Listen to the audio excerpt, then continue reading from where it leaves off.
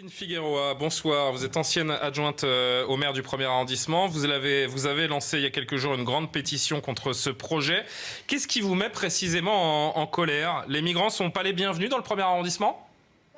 On a quand même un premier point, c'est de dire qu'on a quand même appris à chaque fois par les médias la coronapiste, la fermeture de la rue de Rivoli, les 70 000 places de stationnement dans Paris supprimées. Et là, on apprend par les médias qu'une installation va être faite au sein de la mairie du 1er. Alors, la mairie du 1er est la plus petite mairie de tout Paris. C'est une structure qui n'est pas adaptée pour accueillir en fait des personnes en difficulté. Et on doit comprendre aussi la crainte effectivement des riverains.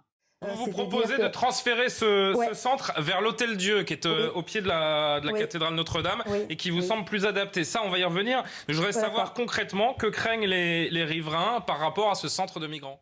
Quand les gens voient tout ce qui se passe, on est bien d'accord, à Porte de la Chapelle, comment voulez-vous, si vous voulez que les gens ne soient pas angoissés, cette mairie est accolée à une école, une crèche, et un musée pour les enfants, le musée en herbe. Donc effectivement, les parents, c'est source d'angoisse pour les parents. Alors moi, je me pose aussi la question, ces gens qui vont être amenés en fait, ou qui vont venir, comment vont-ils venir? Que vont-ils faire pendant la pause déjeuner aussi? Que vont-ils faire pendant la pause déjeuner?